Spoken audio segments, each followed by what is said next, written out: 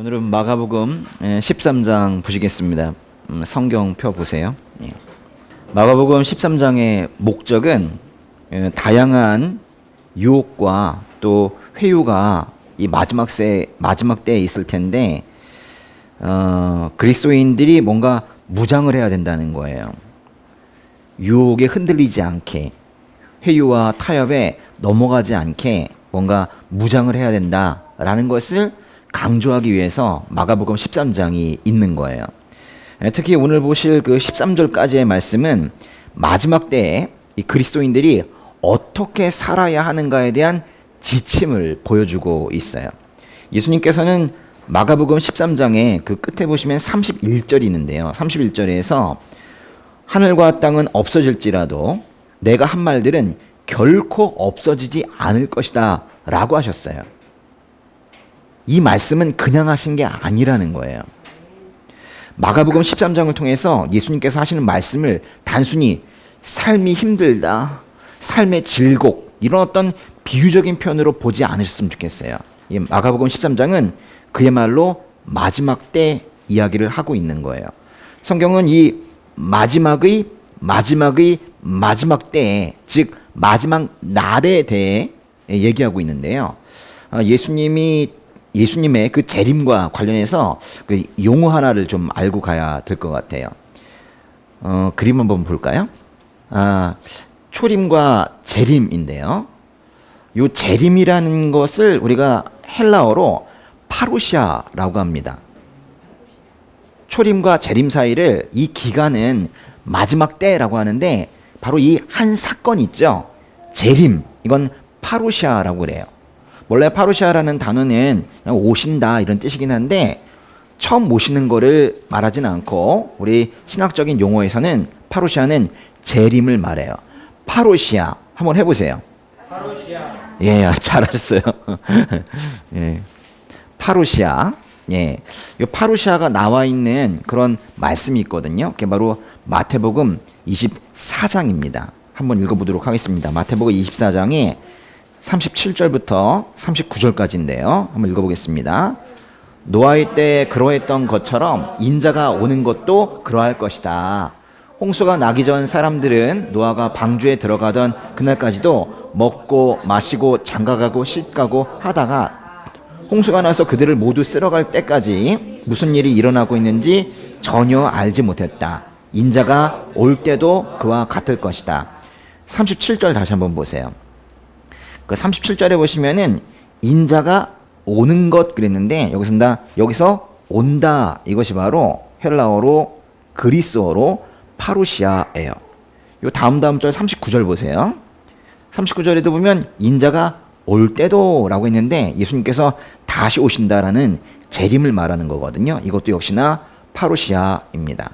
안타깝게도 그 마가복음에는 이 파루시아라는 단어가 나오지는 않아요. 그러나 마가복음 13장이 온통 파루시아 이야기를 하고 있습니다. 파루시아, 이 표현 알고 계셨어요? 뭐 괜찮아요. 오늘 알면 되니까요. 근데 이 파루시아가 뭐 제가 원어를 알려드리는 것이 아니라 사실은 이미 많이 쓰고 있는 그런 단어 중에 하나입니다.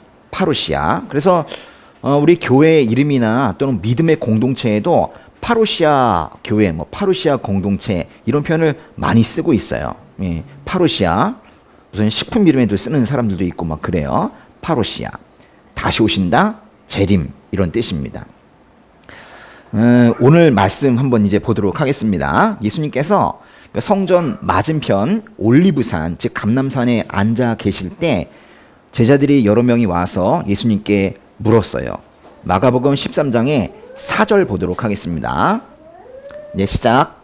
말씀해 주십시오. 그런 일이 언제 일어납니까? 그런 일이 다 이루어질 무렵에는 어떤 징조가 있겠습니까? 이거 잠깐 보세요. 그런 일이 언제 일어납니까? 그랬는데 여기 보시니까 그런 일이 다 이루어질 무렵에는, 이게 좀 다 이루어진다라는 이 표현은 완성 아닙니까? 이게 뭔가 앞의 표현과는 좀 다른 것 같아요. 그런 일은 언제 일어납니까? 이건 상당히 일반적인 표현인데 그런 일이 다 이루어질 무렵에는, 이게 뭔가 순차적으로 이루어지다가 완성이 되는 그날에는, 뭐 이렇게 지금 묻고 있어요. 이건 좀 무슨 얘기일까요? 제자들은 아마도 이 질문을 하면서는 아직까지는 예루살렘 성전이 언제 무너지는지, 또 그 예루살렘 성전이 무너질 때에는 어떤 징조가 나타나는지 그 정도를 물은 것 같긴 해요. 그런데 그래도 이 표현이 조금 심상치는 않은 것 같아요. 예. 그런데 이 질문을 예수님께서 받으시고는 예수님께서는 조금 더 확장된 그런 대답을 하세요. 주후 70년에 그 로마군에 의해서 예루살렘 성이 함락되던 그 이야기를 뛰어넘어서, 그 역사적 사실을 뛰어넘어서 뭔가 이 시대의 종말에 대해서 예수님께서 대답하세요. 그러니까 제자들은 좀 낮은 수준에서 질문을 했는데 예수님께서는 바로 이것을 한 단계 차원을 높여서 대답을 하신다라는 거예요. 늘 예수님께서 좀 그러시는데요. 마지막에 대해서, 즉 마지막 때에 대해서 예수님께서 어떻게 대답을 하고 계시는지 한번 보겠습니다. 5절과 6절 한번 읽어볼게요. 예수께서 대답하셨습니다. 어느 누구에게도 현혹되지 않도록 조심하라. 많은 사람들이 내 이름으로 와서 내가 바로 그다 라고 하며 많은 사람들을 속일 것이다. 예수님은 정확하게 이렇게 말씀하세요. 앞절 다시 보세요. 어느 누구에게도 현혹되지 않도록 조심하라. 속지 말라는 거예요. 조심하라. 네. 경고입니다. 예수님의 대답은 조심하라고 시작을 하고 있어요. 그 영어 성경에서는 이렇게 표현하거든요. 한번 읽어볼래요? 발음이 괜찮네요. 그죠? take heed인데요. 이거 상당히 중요한 수거예요. 공부하시는 분들은 외우셔야 되는데, take heed. 이건 주의를 기울이다 이런 뜻이에요. 그러니까 예수님께서 주의해라, 조심하라 이렇게 경고하신 거예요. 9절에서도 너희는 정신을 바짝 차려야 한다라고 말씀을 하셨고, 23절에도 보시면은 역시 그러므로 정신을 바짝 차리라 그렇게 말씀하셨어요. 나중에 이제 보실 33절에도 정신 바짝 차리라 이렇게 말씀하십니다. 똑바로 봐라, 삼가라, 주의해라, 조심해라, 정신 차려라, 여러 가지로 번역할 수 있는데 이렇게 말씀하신 거예요. 마지막 때에는 이렇게 조심할 것이 많다는 얘기예요. 마지막 때에는 조심할 게 많아요. 잘못하면 넘어집니다. 오늘 아이들이 좀 몇 명이 왔는데 아이들에게 이걸 잘 가르쳐야 돼요. 아이들은 더 약해서 잘못하면 넘어져요. 이 마지막 때에 어른들도 넘어지는데 아이들이 잘 배워야 돼요. 그러니까 어른들이 일단 잘 서 있어서 아이들에게 신앙을 잘 전수해 줘야 됩니다. 가르치는 느낌과는 좀 달라요. 가르치는 거는요, 안 될 수도 있어요. 우리가 뭐 잘 못 가르치잖아요. 그죠? 근데 전수해 줘야 돼요. 엄마 아빠가 믿고 있는 바를 그대로 아이들이 보고 따라할 수 있도록. 사실 아무 말도 하지 않아도 그대로 보고 따라하면 믿음의 사람이 되는, 하나님의 사람이 되는 그런 가정이 사실은 필요한 거거든요. 마지막 때에 우리가 장착하고 있어야 되는 그런 아주 중요한 무기는 갑옷이 아니고요. 그죠? 예. 바로 분별력입니다. 마지막 때에 우리가 꼭 가지고 있어야 되는 것은 뭐라고요? 분별력입니다. 분별력. 아주 많이 중요한 거예요. 제가 뭐 이전에도 소개시켜드린 적이 있었는데 그 예레미야서 강해 설교 중에 제가 5강이나 분별력 시리즈 강해한 적이 있었어요. 그거 한번 다시 한번 보세요. 예. 그러니까 분별력이라는 거 이거죠. 쉽게 말하면 뭐가 진짜이고 뭐가 가짜인지 알아내는 거예요. 우리는 또 가짜를 보고도 계속 미혹당하고 속고 뭐 이렇게 할 수 있거든요. 진짜와 가짜를 단번에 구분할 수 있는 그런 분별력이, 센시티브한 그런 센스가 우리에게 있어야 되는 거예요. 성령 충만하지 않으면 그런 센스는 생기지 않습니다. 늘 예배드리고 찬양하고 말씀 읽고 이러는 사람만이 진짜와 가짜를 구별할 수 있어요. 만약에 그걸 안 한다면, 즉 성령 충만하지 않다면 자기도 모르게 가짜에 휩쓸려 가게 되는 거예요. 마지막 때에는 많은 사람들이 예수님의 이름으로 와서 내가 바로 그다 뭐 이렇게 말할 거예요. 말하자면 메시아인 척하는 사람들이 늘어날 거라는 거예요. 진짜 메시아가 아닌데 메시아인 양 하는 사람들이 늘어날 거라는 거예요. 22절은 오늘 말씀은 아닌데요. 이걸 좀 더 명확하게 말하고 있어요. 22절 한번 볼까요? 읽어보세요. 가짜 그리스도들과 가짜 예언자들이 나타나 표적과 기사를 보이면서 가능한 한 택함 받은 사람들까지도 미혹할 것이다. 예수님의 이름과 권위를 사칭하는 소위 가짜 그리스도인들이 넘쳐날 거라는 거예요. 여기 보시면 택함 받은 사람들까지도 미혹할 것이라고 하는데, 택함 받은 사람들이 누굽니까? 쉽게 말하면 교회에 다니는 사람들이에요. 여러분, 다른 사람들은 건드리지도 않습니다. 이미 넘어가 있기 때문에. 근데 여러분도 미혹할 거라는 거예요. 그러니까 다른 말로 교회 다닌다고 큰 소리 치지만 자기도 모르게 가짜에 걸려 넘어지는 사람들이 있다는 거죠. 그죠? 예. 지금 우리나라에도 자기를 하나님이라고 부르는 사람들이 있어요. 자기를 믿으래요.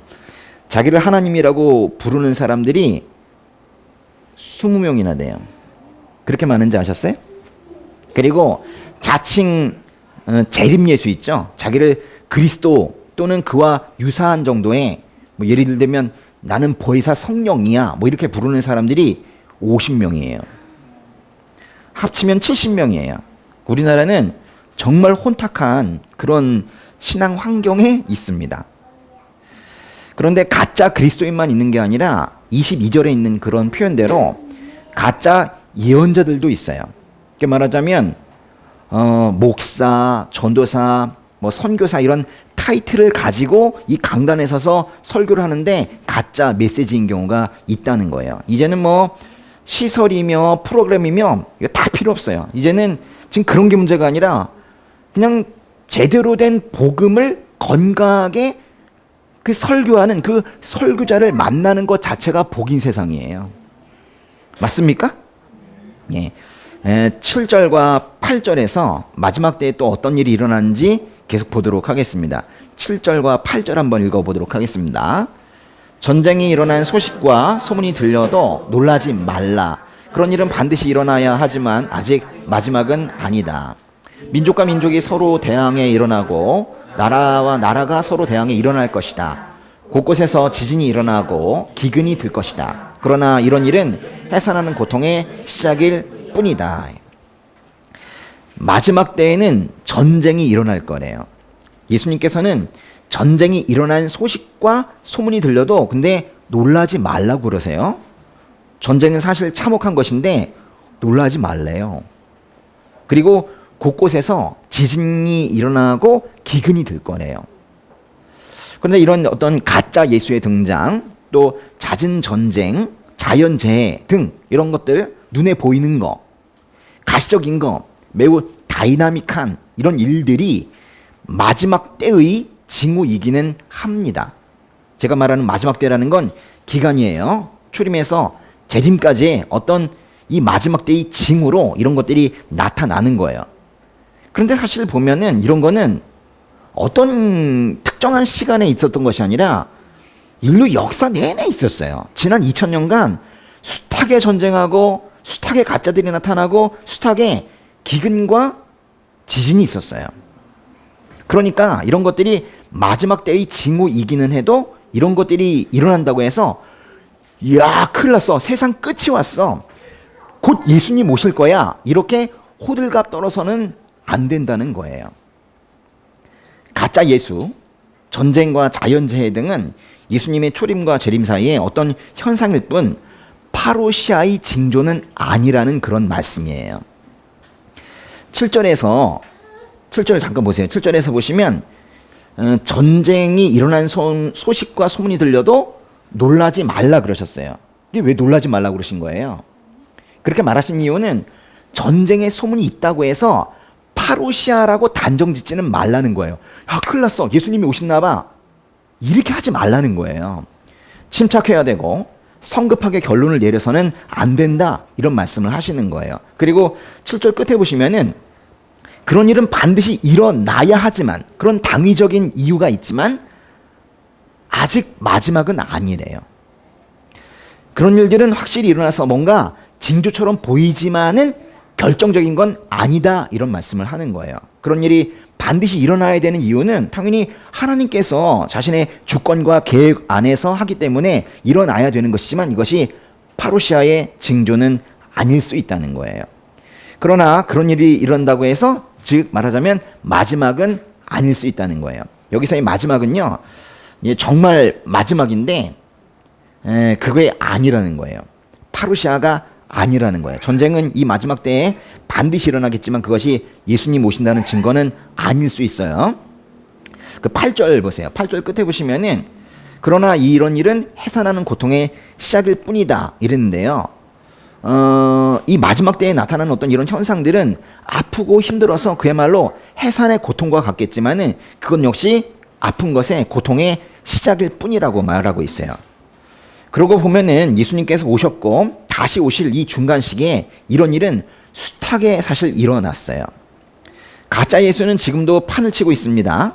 사실 가짜 예수는 예수님이 십자가에 처형당하신 이후로 줄곧 이 땅에 있어 왔어요.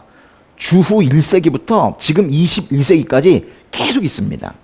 그리고 전쟁은 점점 거세어져서 드디어 세계대전이 일어나기도 했죠. 제1차 세계대전 언제 있었어요? 1914년이라고 대답해 볼까요? 제1차 세계대전이 언제 있었어요? 1914년부터 4년이나 계속되었던 1차 세계대전에서는 1,000만 명 이상의 사람이 죽었습니다. 2차 세계대전은 언제 있었어요? Second World War. 응? World War II는 언제 있었어요? 1939년부터 1945년까지가 제2차 세계대전인데 이때는요 사람이 5천만 명이 죽었어요. 그렇게 많이 죽은지 알았습니까?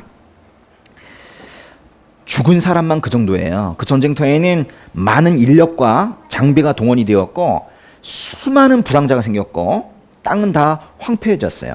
그러나 그렇다고 해서 1차 대전, 2차 대전이 있었다고 해서 세상의 끝이 왔습니까? 아니잖아요. 그때요 세상의 끝이 왔다고 난리 났었어요. 온갖 이단들이 난리가 나면서 지금이 끝이다 그랬는데 끝이 아니었잖아요. 그거는 그 사람들의 해석이 틀린 게 아니라 성경을 제대로 안 봐서 그러는 거예요. 마가복음 13장만 제대로 봤어도 그런 말은 하지 않겠죠. 7절 말씀대로 반드시 그런 전쟁은 일어나야 했지만 그게 마지막은 진짜 마지막은 아니었다는 거예요. 간혹 사람들은요 기근과 지진이 심해지는 이때가 정말 세상이 끝이다라고 말하기도 하는데 그것이 마지막 때 일어나는 일들이긴 하지만 그런 자연재해는 인류 역사 내내 있어 왔고 그건 말씀 그대로 고통의 시작일 뿐이었던 거예요. 그것 자체가 전쟁 기근이 파루시아의 증거는 아니었던 거예요. 그러니까 전쟁과 지진과 기근이 심해지면 끝이다 라고 이렇게 단정할 것이 아니라 끝이 오고 있구나 정도 생각하는 거 있죠. 지금 다가오고 있구나 라고 생각하는 것이 말씀 따라서는 건강한 그리스도인들이 가지고 있는 종말론적 사고예요. 이게 건강한 거예요. 사람들은 가짜 예수가 나타나고 전쟁이 일어나고 지진과 기근이 오면 예수님께서 다시 오시겠다라고 그렇게 말은 하지만은 마가복음에서는 그것은 단순히 마지막 때 일어나는 일일 뿐 파루시아의 징조는 아니다라고 말을 하고 있어요. 예수님 다시 오신다는 그 종말론적 열기가 너무 과할 때 사람들은 이성적 판단을 하지 못하고 세상의 어떤 변화를 보면서 파루시아의 때라고 단정 지을 수 있는데 그런 것을 신중하게 여겨야 한다라고 말하고 있는 거예요.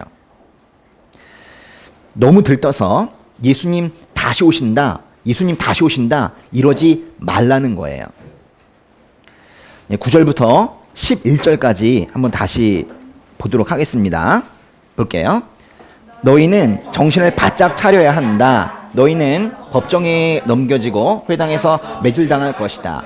그리고 나로 인해 왕과 총독들 앞에 서서 그들에게 증언하게 될 것이다.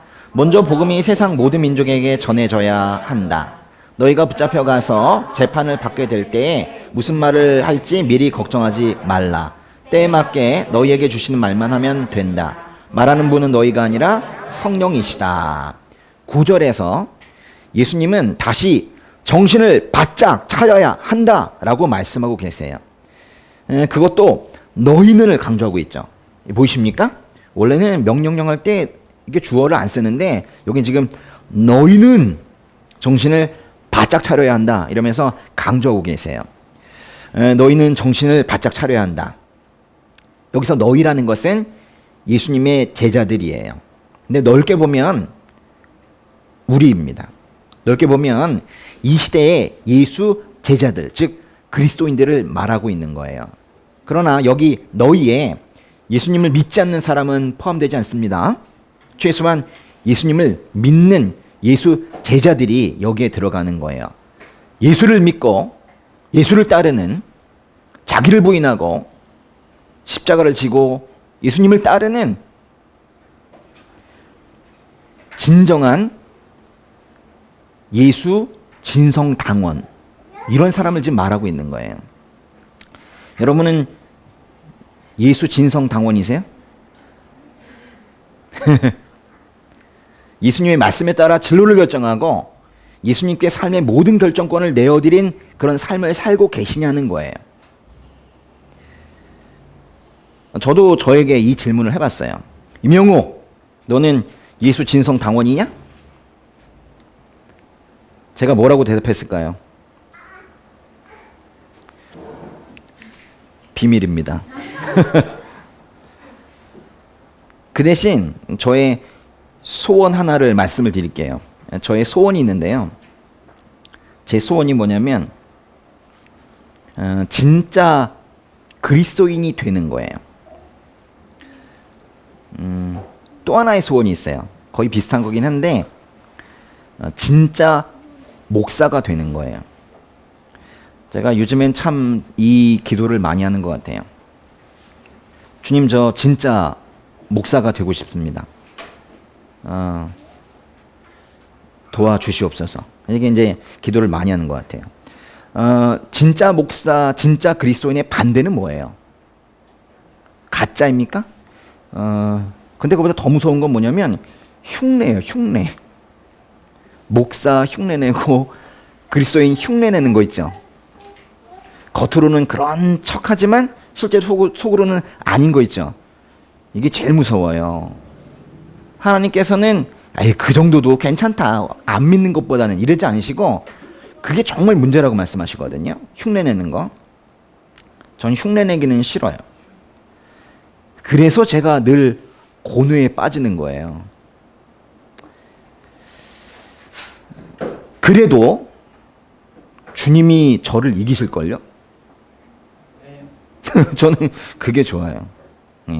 제가 실패해도 주님께서 승리하실 것이기 때문에 저는 그 주님의 그 믿음을 믿고 따라가고 있는 거예요. 세상에 때묻은 저의 그 가치관을 완전히 드러내고 주님의 생각으로 저를 채워 가실 거예요. 저는 믿습니다. 주님이 이기세요. 제가 만약에 그날을 기대하지 못한다면 저는 뭐 이 자리에 서 있지도 못할 거예요. 그냥 현재 저의 상태를 보면 실패, 이렇게 이제 단정 지을지도 몰라요. 그러나 이제 기대하고 있는 거죠. 주님께서 원하시는 예수 제자의 모습으로 저를 지금도 이 순간에도 또 내일도 계속 바꿔가고 계시다는 것을, 그걸 믿고 있는 거예요. 예수 제자로 바꿔 가신다고요. 저뿐만이 아니라 여러분도 다 마찬가지입니다. 예수님께서는 예수 제자들에게 이렇게 경고하세요. 너희는 법정에 넘겨지고 회당에서 매질당할 것이다. 그리고 나로 인해 왕과 총독들 앞에 서서 그들에게 증언하게 될 것이다. 그런데요, 이 말씀은 사실 그렇게 특이한 말씀은 아니에요.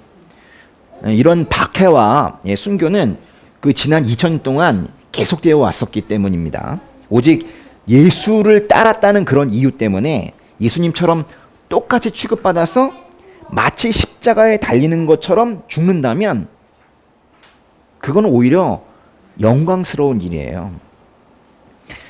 사실 우리에게 순교의 기회가 주어지지 않아서 문제인 것이지, 사실은 그리스도인의 죽음에서 가장 영광스러운 죽음은 순교 아닐까요? 여러분 근데 순교 아무나 못해요.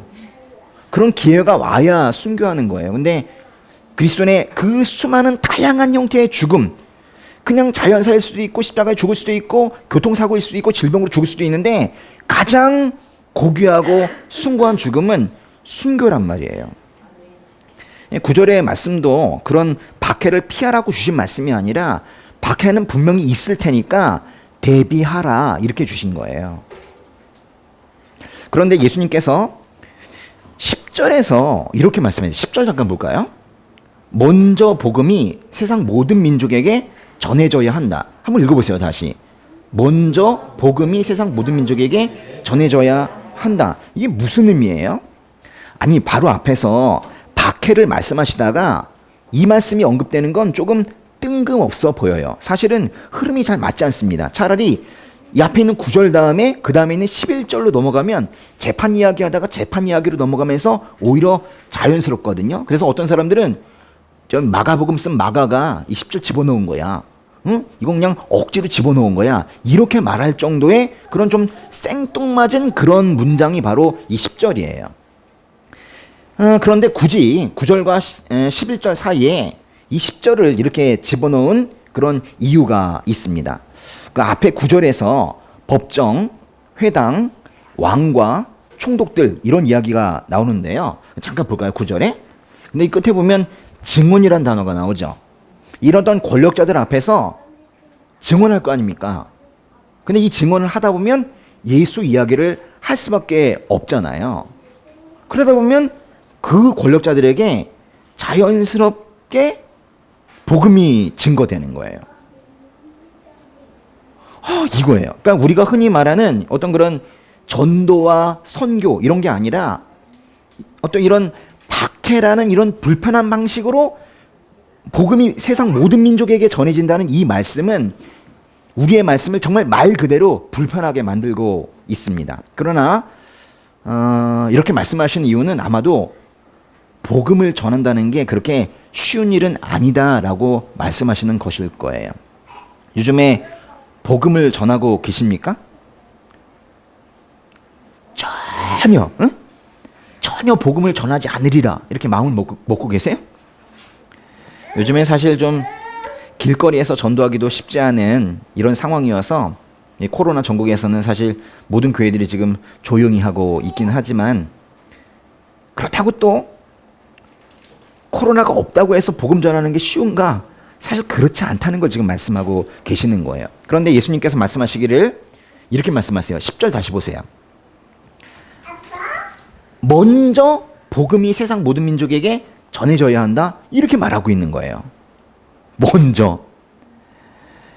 다른 어떤 일보다도 먼저 복음이 세상 모든 민족에게 전해져야 한다는 거예요. 이 먼저가 뭐예요? 먼저라는 말이 예루살렘 파괴되기 전에 먼저를 말하는 거예요? 아니면 파루시아 직전을 말하는 거예요? 어떤 사람들은 이 말씀을 예루살렘이 파괴되기 전의 어떤 그런 상황으로 볼 때가 있어요. 물론 예루살렘이 파괴되기 전에는 복음이 모든 민족에게 전해지지는 않았지만은 이거는 사도행전에서 사마리아와 땅끝까지 복음이 전해진다고 표현하는 것과 뭐 같은 맥락의 약간은 과장된 표현이라고 해석하는 분들도 있습니다. 또 어떤 사람들은 이 말씀을 그야말로 예수님의 재림 직전의 상황으로 이해합니다. 모든 민족에게 복음이 전해져야 예수님이 다시 오신다 이렇게 해석을 하는 거예요. 여러분은 어떻게 생각하세요? 이 말씀이 뭡니까? 복음이 전해지면 예수님이 다시 오십니까? 저는 사실 모든 민족에게 복음이 전해지면 예수님이 다시 오신다라고 그렇게 배워왔고 그렇게 이해도 했고 그렇게 설교한 적도 있어요. 사실은 예수 제자 훈련을 받을 때 전 또 그렇게 배웠었거든요. 제가 그래서 요번에 이 설교 준비하는 게 상당히 어려웠던 것 같아요. 제가 알고 있는 것과 뭔가 말씀을 계속 곱씹어 보니까 다른 것 같은 거예요. 그래서 사실 좀 어려웠는데 이번에 말씀을 보니까 이렇게 문자적으로 해석하는 것이 뭔가 무리가 있어 보이는 거예요. 여러분 잘 들어보세요. 이건 매우 중요한 건데요. 복음이 세상 모든 민족에게 전파된다는 것은 어느 정도 전파돼야 모든 민족에게 전파된 거예요? 지금 여러 선교팀들이 이 말씀 붙들고 지금 선교하고 있는데 그 선교팀들이 말하는 대로 각 민족의 언어로 성경이 번역이 다 되면 되는 건가요? 근데 그 성경 번역으로 어떻게 그 사람들의 믿음을 담보할 수 있을까요? 그 소수 민족에게 복음 소책자가 전해져야 되는 건가요? 아니면 CGN TV와 같은 복음 방송이 모든 민족에게 켜지면 그러면 모든 민족에게 복음이 전해진 건가요? 아니면 모든 지역에 모든 민족이 사는 그곳에 교회가 세워져야 되나요? 믿음의 공동체가 만들어지면 되나요? 전 사실 너무 어려웠어요. 우리가 세상 모든 민족에게 복음을 전해야 되는 것은 예수님께서 우리에게 말씀하신 지상 과제이기 때문에 반드시 그렇게 해야 되는 거 맞아요. 그렇지만 세상 모든 민족에게 복음이 전해지면 그 다음에 정말로 예수님께서 바로 자동적으로 오시는가? 그거는 정보를 충분히 제공하지 않은 이 아주 짧은 이 말씀을 너무 확대해서 해석한 거예요. 10절의 이 말씀은 그저 마지막 때 있을 어떤 일을 설명하고 있는 거예요. 이것을 파루시아의 어떤 요건처럼 말해서는 안 되는 겁니다. 생각해보면 사람들이 열심히 복음을 전파한다면 예수님이 다시 오시는가? 한번 생각해보세요. 이거는 사람의 행위에 예수님이 영향을 받으시는가에 대한 얘기예요. 만약에 그렇다면 너무 이상한 얘기잖아요. 그런 면에서 우리는 각 선교 단체들이 복음이 모든 민족에게 전파되면 예수님이 다시 오신다는 이 명제를 가지고 있는 것에 대해서 의문을 품게 되는 거예요. 저의 의문에 대해서 어떻게 생각하세요? 사실 말씀을 본다는 것은 이런 의문을 가지면서 보는 거 아니겠습니까? 한번 곰곰이 한번 생각해 보세요. 11절은 그 다음 11절은 우리에게 상당한 안도감을 주는데요. 예수님께서는 우리가 잡혀서 재판을 받게 되더라도 무슨 말을 할지 미리 걱정하지 말라고 하십니다. 때에 맞게 너희에게 주시는 말만 하면 된다고 말씀하세요. 여기 보시면 때에 맞게 너희에게 주시는 말만 하면 된다 그랬는데 이 주시는이란 말 있죠. 도대체 우리한테 누가 말을 주시는 거예요? 말하는 분은 맨 끝에 뭐라고 그랬어요? 성령이시다. 그러니까 성령께서 우리에게 말을 넣어주면 그냥 우리가 말을 하면 되는 거예요. 스피커처럼 하면 되는 거죠. 너무 감사한 얘기죠. 말을 잘못하는 우리로서는 너무 감사한 얘기예요. 이건 결국 우리가 복음을 전할 때 결코 주눅들 필요가 없다 그 얘기를 하는 거예요. 내가 하려고 하니까 힘든 거 아닙니까? 근데 성령 하나님께 완전히 맡기고 내가 입을 열면 성령 하나님께서 나의 입에다가 말을 넣어 주신다는 거예요. 우리의 이 부족함은 성령께서 채워주실 거예요. 말하는 분은 너희가 아니라 이랬잖아요. 성령이시라는 거예요. 너희가 아니라고요. 네가 입이 붙어있다고 네 거냐? 아니라는 거예요.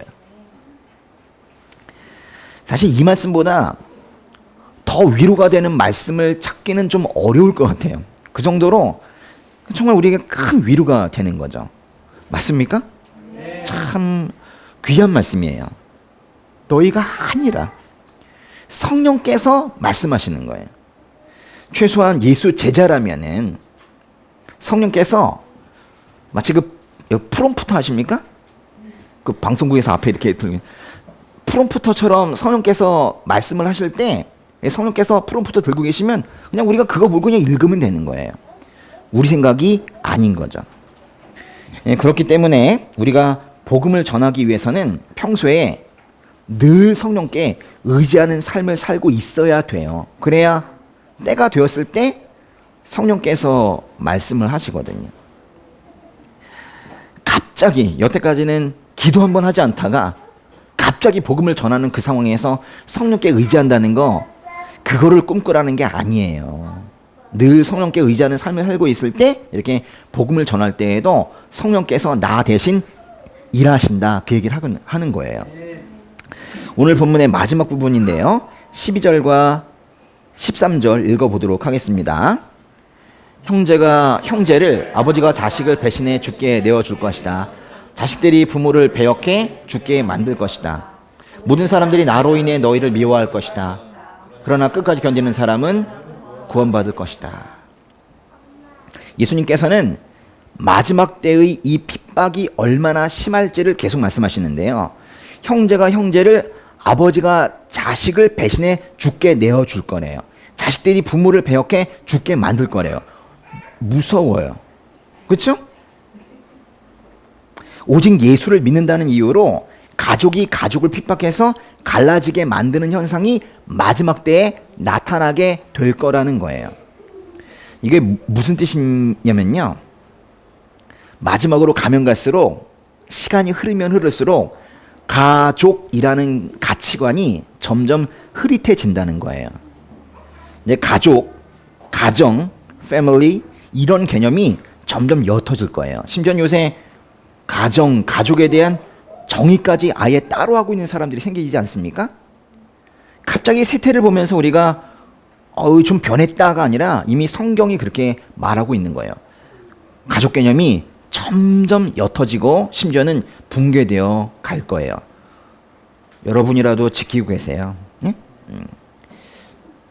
13절을 보니까 예수님을 따르는 사람들은 가족 간에 충돌하는 것 외에도 모든 사람들에 의해서 미움을 받게 될 거예요. 보세요.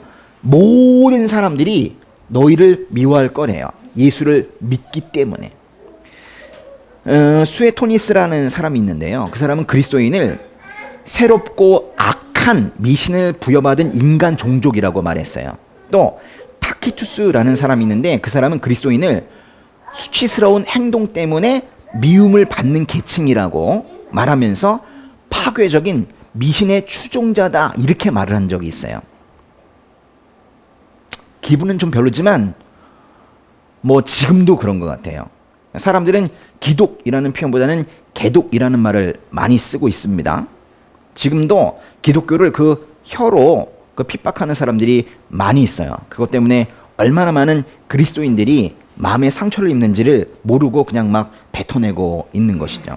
그러나 우리는 이 13절의 이 마지막 문장을 잊어서는 안 돼요. 끝까지 견디는 사람은 구원받을 것이다.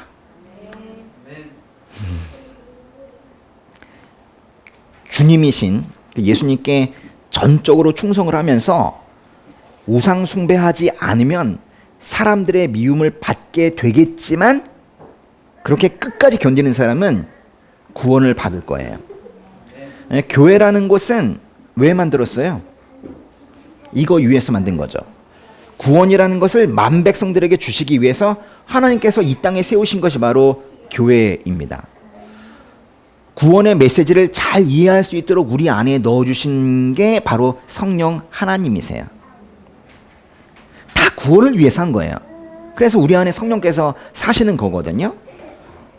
또 하나님께서는 구원을 위해서 무엇보다도 우리의 죄를 용서하셨어요. 도덕적으로는 아직은 연약한 우리이지만 우리를 믿으시고 우리를 먼저 의인이라고 칭해 주셨어요. 그리고 지금 이 시간에도 저와 그 여러분을 그 진짜 의인으로 그렇게 빚어가고 계시는 거예요. 참 여러 번 말씀드렸지만 하나님의 이 말씀은 정말 놀라워요. 하나님께서는 낙인 찍지 않으세요. 이 어떤 노마 미래자 하지 않으세요. 하나님께서는 정말 우리랑 다른 것 같아요. 하나님께서는 넌 글러먹었어. 난 널 포기한다. 나가. 이런 말씀 안 하세요. 의인이다 그렇게 말씀하세요. 너는 의롭다. 정말 우리는 당황스럽죠. 왜 저를 그렇게 말씀하시냐고 항변하고 싶기도 해요. 그러나 의롭다 이렇게 말씀하시고 그날부터 진짜 의인으로 만들어 가세요. 우리가 지금 그 과정 중에 있는 거잖아요. 우리는 법적으로는 의인이 돼 있을지라도 사실은 도덕적으로는 아직 그렇게 되지 못했어요. 그렇게 법적인 의인과 도덕적인 의인이 맞아가는 과정을, 그렇게 변해가는 과정을 우리가 성화라고 해요. 우리는 계속 성화의 과정을 거치면서 그렇게 살아가는 거예요. 말씀을 제가 드리다 보니까 오늘 제목은 뭐예요? 파루시아인데 제가 정말 파루시아, 즉 주님의 재림 이야기는 하지 않고 있죠. 그게 뭐냐면 가짜 그리스도도, 전쟁도, 자연재해도, 기독교 핍박도, 심지어 복음이 모든 민족에게 전파되어도 그것은 이 마지막 때에 있는 일이지, 그거 어떤 것도 파루시아의 결정적인 징조는 되지 못한다는 걸 강조하기 위한 거예요. 그래서 제가 제목을 굳이 파루시아라고 지은 거예요. 오늘 드렸던, 그리고 오늘 우리가 읽었던 어떤 징후도 그것도 파루시아의 결정적인 증거는 되지 못한다는 거예요. 그러니까 예수님께서 이렇게 말씀하시는 것 같아요. 그래, 너희들이 열정적으로 파루시아를 기다리는 거는 괜찮다. 예수 재림, 예수 재림 이렇게 기다리는 거 괜찮다. 그게 그렇게 아주 바람직하진 않지만 그 열정, 그래 괜찮다 이렇게 말씀하세요. 그러나 지난 2000년간 지구상에서 흔히 볼 수 있었던 어떤 사건을 그 파루시아의 징조로 파악하는 것은 그거 그때마다 종교로 장사하는 거지, 그거는 진짜 신앙이 아니다. 진짜 신앙이라는 것은 언제 오실지 모르는 그 주님을 기다리면서 영과 혼과 몸을 건강하게 잘 지키고 있는 것이다. 알았닝? 뭐 이렇게 지금 말씀하시는 거예요. 제가 근데 이 말씀 오늘 왜 드리겠어요? 정말로 이 예수님의 재림을 열정적으로 기다리는 것은 그 열정만큼은 참 대단한 거예요. 그리고 그 예수 재림에 대한 어떤 그 열망을 가지고 있는 것은 정말 박수받아 마땅합니다. 그런데 그들은 예수님의 재림만 이야기하고 있지 사실은 복음에 대해서, 죄에 대해서 이야기하고 있지 않아요. 이건 정말로 큰 문제죠. 예수님의 재림, 즉 파루시아를 기다리면서도 지구상의 어떤 현상에 일희일비하면서 그 현상을 파루시아의 징조로 단정 짓는 일은 주의하라는 이 예수님의 합리적인 이 말씀을 다시 한번 새기게 되는 그런 날이에요. 성경을 한번 읽어보세요. 모호하지 않습니다. 성경이 인간을 얼마나 정확하게 표현하고 있어요. 가장 합리적인 가르침은 과학에서 오는 게 아니에요. 가장 합리적인 가르침은 오히려 사람들이 모호하고 신비적이라고 말하고 있는 예수님의 가르침에게서 오는 거예요. 이걸 결코 잊지 않는 우리 형제님들 또 자매님들 되시기를 주님의 이름으로 축복합니다. 네, 네, 기도하겠습니다. 네. 아버지 은혜 감사합니다. 우리는 모두, 예수 믿는 우리들 모두 주님의 다시 오심을, 파루시아를 기다리고 있습니다. 그러나 파루시아의 때는 아무도 모른다 했습니다. 우리가 이 땅에서 일어나는 전쟁이든 기근이든 그런 사건에 일희일비하면서 휘둘리는 것이 아니라 오히려 잠잠히 그렇게 건강하게 영과 혼과 몸을 건강하게 잘 관리하면서 그렇게 신부처럼 주님을 기다리게 되기를 원합니다. 우리 모두가 지금 예배드리고 있는 이 형제님들 자매님들 모두가 예수님 따라 그야말로 합리적인 사고를 하면서 살 수 있게 되기를 아버지 도와주시옵소서. 예수님의 이름으로 기도드렸습니다.